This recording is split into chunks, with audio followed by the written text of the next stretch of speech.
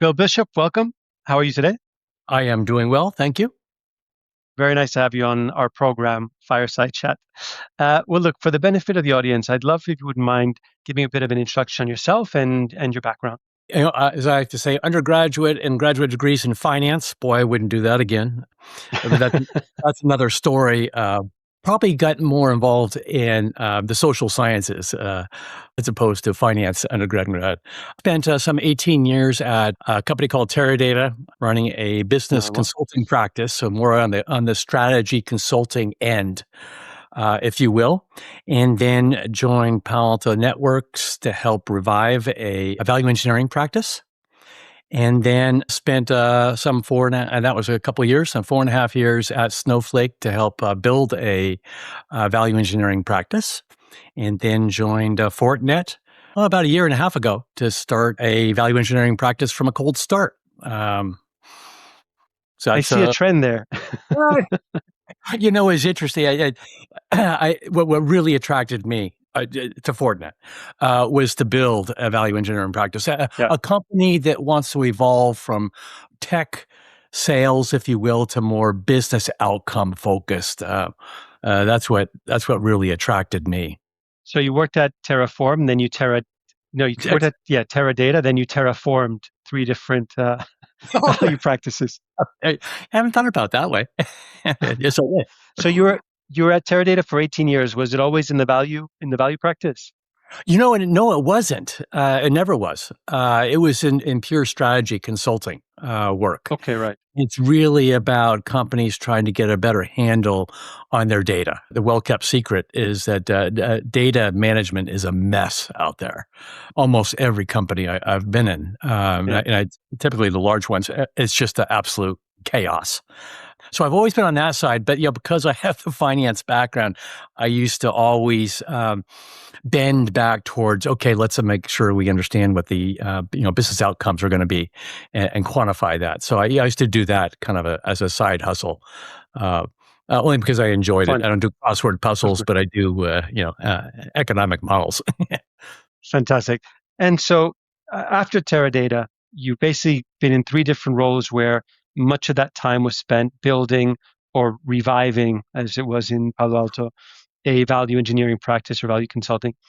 What are the tenets? What do you do when you build from the ground up that practice within an organization that has existed already for many years? Yeah, one of the things, and I see maybe a common theme in at least a couple of organizations I've been in since Teradata, is that you're trying to educate the sales force that discounting is not value.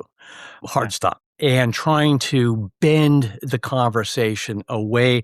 Sure, you have to talk about speeds and feeds, people that can talk that language far better than I. Yet you have to pass that hurdle, if you will. But Mm. really, bend, as I say, bend everything back to what business people care about. Something measurable, if you will, so I can understand that this was a good investment. And so, to answer your question, it's really about spending a lot of time with the sales leadership and talking more business outcome focus. Let's understand, one concept. Let's understand the value proposition here before we start doing the discounting, which is not value. That's what I'm really trying to hit at. I feel like you could get a shirt made called saying discounting is not value. It's kind of the last recourse you have in order at the very end of the deal if nothing else works.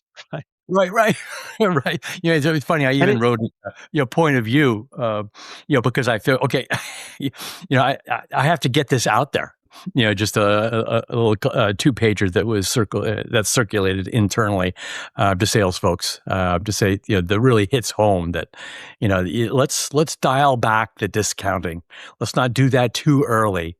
yeah, Let's look at our value proposition and the outcomes of it. because the problem also when you start discounting from the beginning is then it's expected at renewal, right? You're never going to be able to increase your price unless you do some very structured value realization exercise. Oh, absolutely. And I think we've all experienced that where, maybe a company is in a mode that we have to close this by quarter end, and we're going to give you an incredible deal to close this by quarter end. And the client, oh, we can't quite sneak it in. Sorry.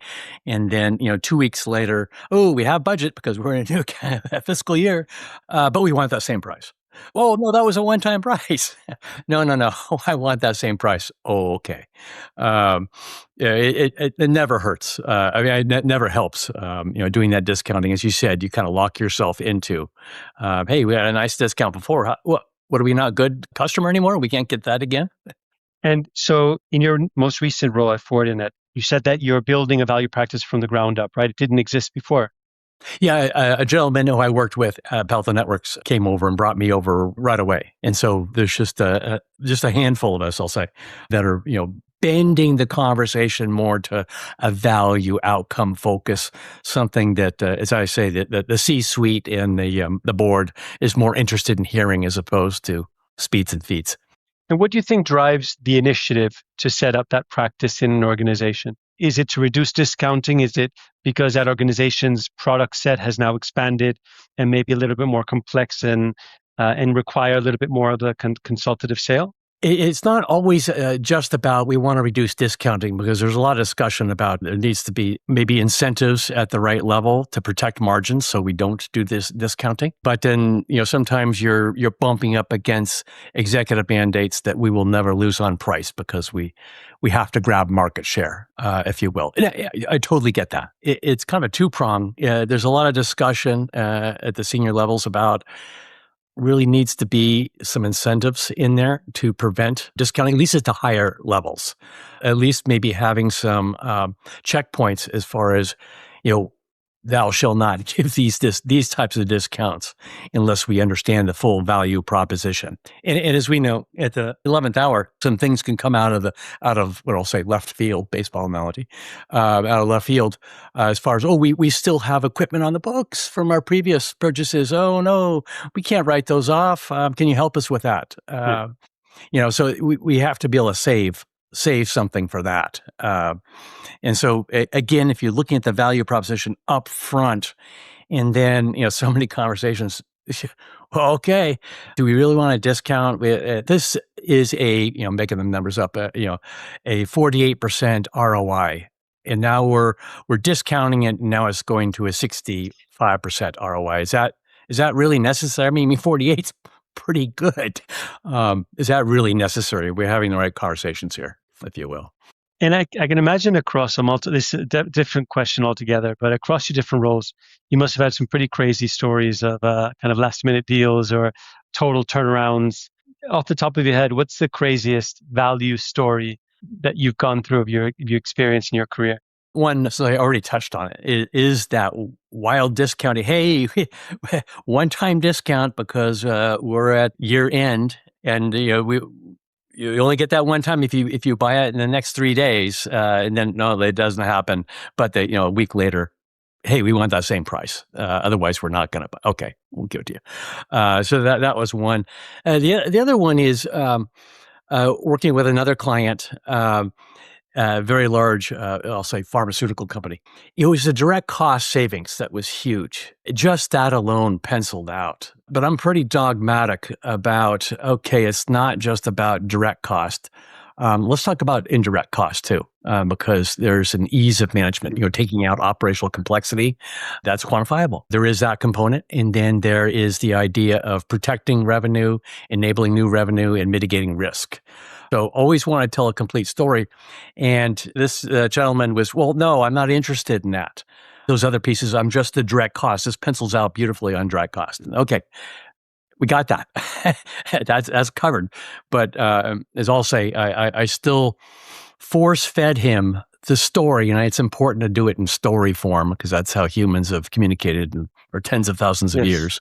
So tell it in a story about the indirect cost impact. Tell it in a story about the revenue protection and enablement. More, in this case, more importantly, the enablement of revenue, and then risk mitigation, removing operational complexity. So force fed him those stories. And from his perspective, Yeah. Okay. Yeah, I get that. You're still fixated on direct cost. Okay, you got that, but you have the whole story here also, because when you want to tell a holistic story about value, you have to talk about the three pillars of revenue, risk, and expenses. It's interesting you talk about story because I think it's such an important part of the sale of the business of a business case, right? We view business cases as not a one-time artifact or a document, but actually the process through which a buyer and a seller engage in a collaborative process to build out the case for change, right? And that is, it ultimately leads to one document, but it's actually a collaborative process. Yes. And that process is in itself a story. You're engaging, you're building the story of the relationship, and you're basing it on the story of the value being created. And I think that dynamic between a buyer and a seller is so special because that forms the beginning, the bond of that relationship long term. And the better that relationship, obviously, the more value both organizations can gain from the relationship. You don't get so, today in a world where you can vibe code a lot of these things, you can generate kind of a two-pager business case in seconds with an LM. That's not really a business case. And we see a lot of these outputs of either Claude or Lovable that all kind of end up looking the same as each other. And while there's what we see is that there's this natural attraction to something very quick by the part of the sales rep, and that dopamine hit of I built this myself. What you're actually losing is that very story, which is actually the foundation of the business case. I'd love to hear your thoughts on automation as a whole from the perspective of what I just shared, and your learnings as to what can work, what can't work. Regarding automation, I at my core, I'm a skeptic, but I might be even Yeah. be go into cynic when it comes to Okay. some of the tools that are out there to automate a value outcome, if you will, a business case. Now, I say that a little bit of a cynic in that I think it's important when you're conveying the story to the customer, and they're going to naturally have some questions, and those questions are fantastic because in a sense they're kind of poking holes. They're saying, "Is this solid?" And you need to respond to Yes. that as part of they're gaining ownership of the said story, if you will. Uh, and so I think it's important to understand in intimate detail all the component parts as opposed to maybe something that's automated. What's the basis of this number? Oh, yeah, well, it was a meta-analysis, but I'm not sure. Yeah, that fed this. Hey, that's less impactful unless it's used to, hey, we have a value engineering team that can unpack this for you and customize. I just want to share with you what many of our clients have seen. So I'd like to see it Hmm. used in that sense, and then do Like a something. hypothesis. Bingo. Yeah, here's our thesis as far as what we think you could be possible. Mileage is going to vary, but we do have someone a team here that can help you dial this out for you, so it's customized for you. Again, it's all about them being comfortable with it because they don't want to be caught turning around to the C-suite, the board, and someone ask a question. Hey, where Exactly. did this come from? Ooh, I'm not sure. I'll have to get back to you. It's never a good response.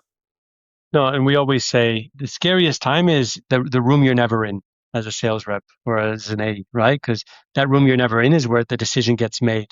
And Exactly.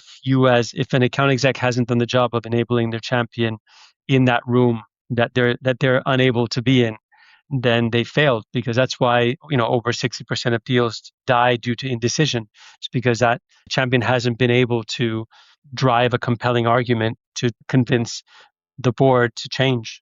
Right, and not to dip into social sciences of it, but in that room that we're talking about, that analogy, where the sales executive is not there, and the champion maybe stumbles and isn't prepared. I think there's a chance that the vendor might be thrown under the bus. Well, Yeah, I didn't get that. it's reputational.